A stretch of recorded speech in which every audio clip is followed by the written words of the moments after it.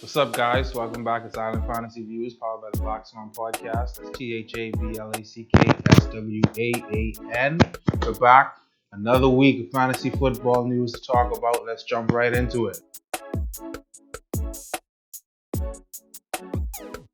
Cabinet Warlords are not having a good season, guys. Shout out a few good men. We're back at it for another year. I think it's like our 8th year doing fantasy football. I'm not having a good start to the season, guys. I'm 0-3. Shout out the league as well. I'm 0-3 in that league as well. But Cash, he caught me this week. I was up by like 50-something points. I thought, Patrick Mahomes, he was going to be good for like 145, 50. I might have eked out the win. No, this man had to go and completely embarrass the Baltimore Ravens live in prime time television, and it was just a doozy. So he knocked me down to 0-3. I really thought this week I was going to have it. Not going to even talk about leaving James Robinson on the bench last week in my other league. It's not looking good for the Cabinet Warlords to start the season. But, we got a lot more games to go, so hopefully we're going to stick it out.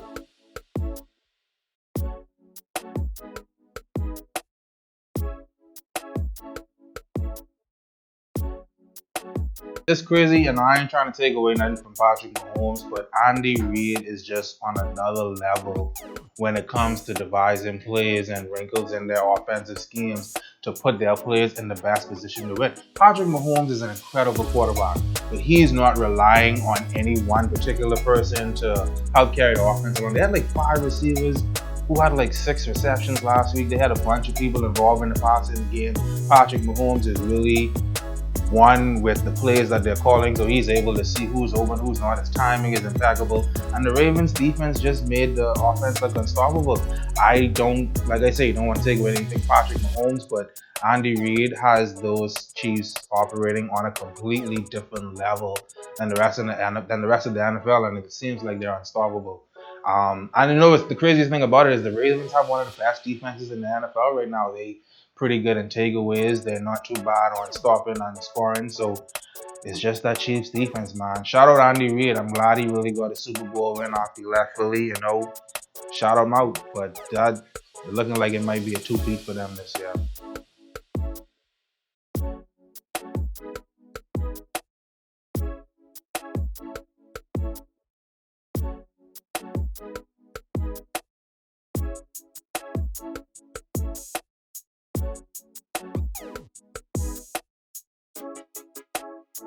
I think that Bill Belichick did a good job in getting his defense to not be beaten too much in terms of scoring.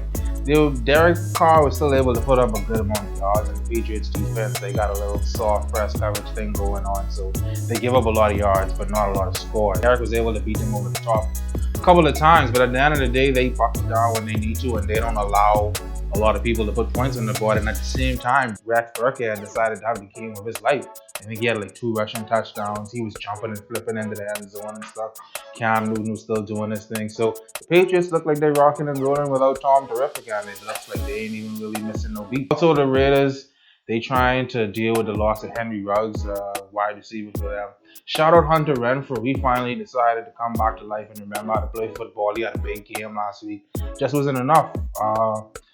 If you stop Josh Jacobs, if you stop, pretty much that's it. Darren Waller. The Patriots really focus on Darren Waller, and he didn't have a good game at all last week. So the Raiders weren't able to do a lot of the things they wanted to do on offense, but the Patriots completely took them out of the game. So it was still a good game if you ask me. I just didn't really think that the Patriots would be able to stop them so much. But it seems that if Derek Carr doesn't find a way to work with his tight end not being available to him, the Raiders, that might be their kryptonite.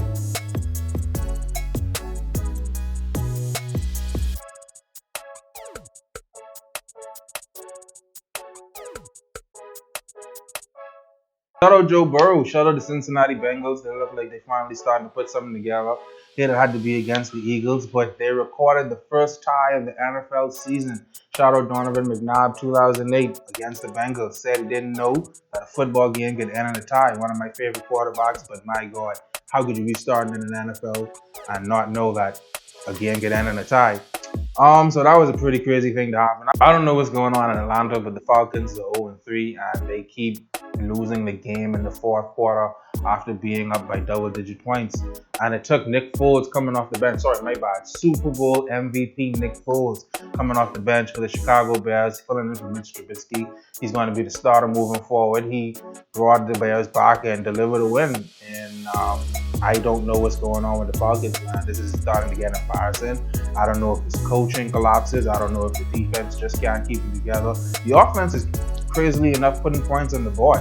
And even though they didn't have Julio Jones last week, it looked like they were doing what they needed to do to pull the win out. But the Bears said, nope, get Trubisky out here, put Super Bowl MVP Nick Foles in, and they came out with the win. So I don't know what the Falcons are going to do, but I think they need to start reevaluating everything in the entire organization, because it seems to be a culture at this point for them to break down in the fourth quarter. Shout out Russell Wilson. I'm going to keep saying it every week. I'm not putting no more smut on that man's name. That man is out here firmly in the driver's seat in the MVP conversation. The Seahawks have two of the best wide receivers in football right now. They're looking pretty unstoppable. They had a doozy of a game against the Cowboys last week. Dak Prescott, he had the most attempts for a quarterback last week, which was pretty surprising to me. And still wasn't enough to overcome the Seahawks. Tyler Lockett and DK Metcalf are just running ragged all over the field.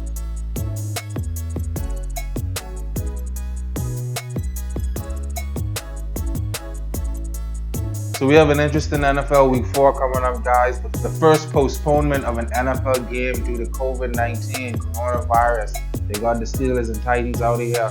I was actually looking out to see what was going to happen between them, but NFL is going to postpone it, and they're going to treat this as their bye week. So they're probably going to be coming on sometime later in the season, and we got to keep a lookout for that. But it's getting pretty serious. And another fun little fact, I think they said the driver of the team bus for either the Titans or the Steelers actually drove a baseball team. So there might be some exposure there. So who knows just how deep this little breakout is going to go. So keep your eyes out for that. But it looks like the NFL is in jeopardy due to some COVID-19 issues. One of the hardest games, I think, on the schedule this week is going to be the Packers and the Falcons. We got to wait until Monday night to check this out. But I think it's going to be a shootout. I know I was talking shit about the Falcons earlier, and they keep breaking down and losing in the fourth quarter. But I think that at least it's going to be a shootout. I have no doubt the Packers going to come full throttle with their offense. They've been doing the damn thing.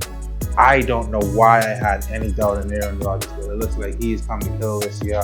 He's just a little behind Russell Wilson in the MVP conversation, but I think he's there right there with them. So shout out to Packers offense. I think that's going to be a shootout on Monday night.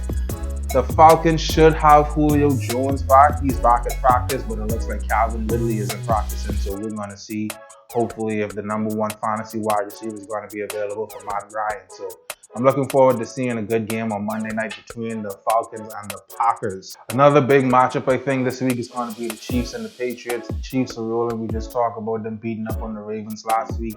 They're 3-0. The Patriots are 2-1, but Cam Newton and Bill Belichick are really doing their thing. Rex Burkhead, like I said, he's come to life.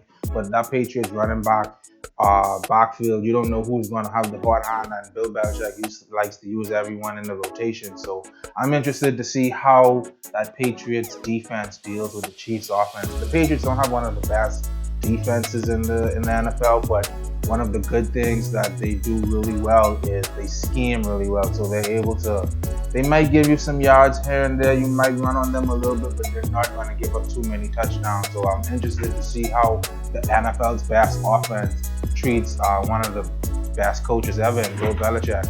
I don't have any doubt Cam Newton's going to put up some points. Rex Burkhead, I'm anxious to see what he does, but I think it might be another hand in that backfield, like I said. And the Patriots wide receivers are a little banged up, but that doesn't seem to really be an issue. Like I said, the Patriots are all about scheming next man up. Whoever's going to be suiting up for the Patriots, they're going to bring 110%, and it's going to be a competitive game. So let's keep your eyes out for that one at 4 o'clock on Sunday. James Robinson, guys. I've been talking about him all year.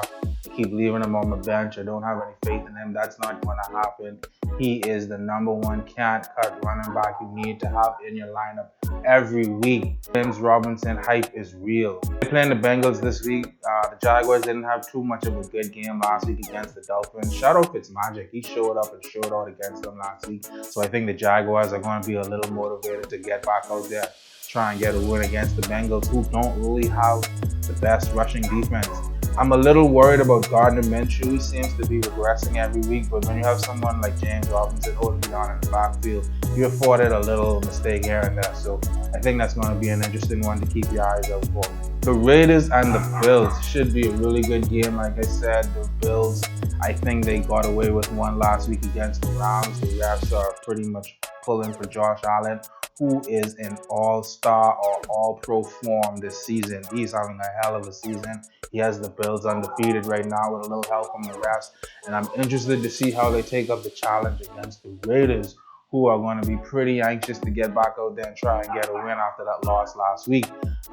They may be without a couple players, but I think they still have their star people that they're relying on. Josh Jacobs got to be out there. I'm interested to see Darren Waller bounce back. I don't think he's going to have two bad games back to back. And the Bills, they're always going to be a good defense, so I'm hopeful to see which team pulls out on top, and I think it should be a good game for us to check out. So don't forget to check out Island Fantasy Views this week. I'm not going to spell it. You're not going to get no bloopers out of me this week. Snuff.